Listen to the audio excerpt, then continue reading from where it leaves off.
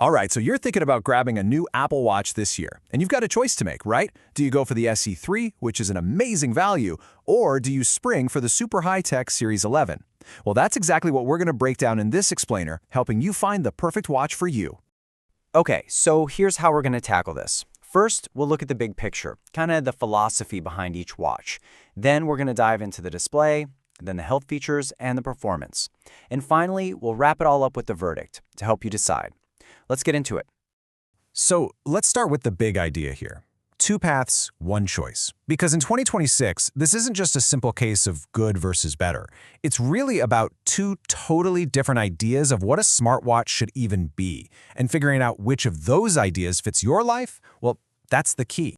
And that whole philosophy really just boils down to this one simple question. Are you here for the essentials, or are you looking for all the extras?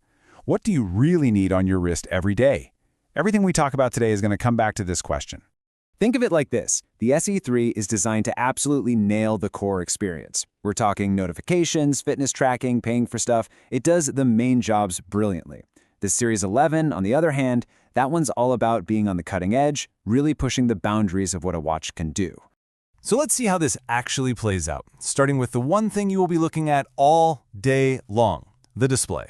This is without a doubt the most immediate and visible difference between these two. And here it is, the big one. The Series 11 has an always-on screen. That means you can just glance down at your wrist anytime and see the time, see your complications, no weird arm flick required. With the SE3, you have to do that classic raise to wake gesture. You know, it might sound small, but it fundamentally changes how you use the watch for those quick little glances. And it's not just about when you can see the screen, but how much screen you actually get. The Series 11 gives you up to 30% more screen real estate. 30%. That is a massive difference on a device this small, and it's all thanks to those super thin bezels and slightly bigger cases. So when you look at the specs all laid out, you can really see where the extra money goes on the Series 11. You're not just getting always on, you're getting a more advanced, brighter display technology, bigger case options, and this is a big deal for durability, that way more scratch-resistant sapphire crystal on the front.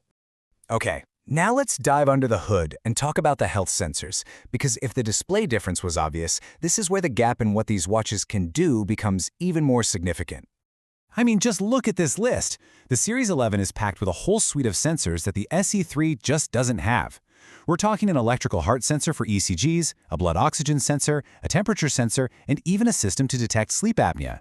These aren't just little upgrades, these are completely new categories of health information. So, take the ECG, for instance. This lets you take a reading of your heart's electrical signals right from your wrist, whenever you want. It's looking for signs of things like atrial fibrillation. This is what really elevates the watch from just a fitness tracker into a serious, proactive health tool. So here's the bottom line. The SE3 is great at the fundamentals. It'll watch your heart rate and let you know if something's up. But the Series 11, it gives you a whole dashboard of advanced diagnostic tools that you can actually use to go looking for information about your health. It's the difference between passive monitoring and active insight. Okay, so what's powering all this stuff? Let's talk performance. Because with a watch, a faster chip isn't just about opening apps a split second quicker. It's about unlocking brand new experiences and interactions that just weren't possible before. So the SE3 is running the S9 chip, which is, it's plenty fast for all the everyday stuff, but the Series 11 has the new S11 chip, and its secret weapon is this 4-core neural engine. Just think of that as a dedicated brain just for AI and machine learning, which adds a whole new level of smarts right there on your wrist. And what do those smarts get you? Well, for one, Siri is way faster and more private because it can handle a lot of requests right on the watch. But the real magic is stuff like the double tap gesture.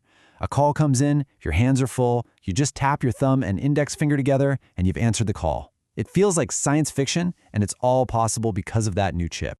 The new chip is also more efficient, and that unlocks a really practical perk: fast charging. If you're someone who wants to wear your watch to bed for sleep tracking, this is a total game changer.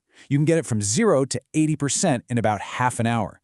That's a huge quality of life win that the SE3 just doesn't have. So we've talked about the philosophy, the screen, the health tech, the performance. We've laid out all the facts. So now let's bring it all together. It's time for the verdict to help you make your final decision. This really breaks it down pretty simply. The SE3 is the perfect choice if you're a first-time smartwatch owner, if you're buying for a family member, or if you just need a super reliable tool for the core stuff. The Series 11, that's for the person who has to have that always-on display, wants those deep health insights, or just wants the latest and greatest tech, period. And of course, we have to talk money. The SE3 starts at a much more accessible $249. The Series 11 kicks off at $399. That's a significant price difference, and that premium is exactly what pays for the better screen, the extra sensors, and that smarter chip we've been talking about. You know, ultimately, even Apple frames this as a choice between two fantastic but fundamentally different products. It's not about one being good and the other being bad.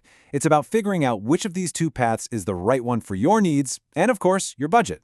And that's really the final thought I'll leave you with.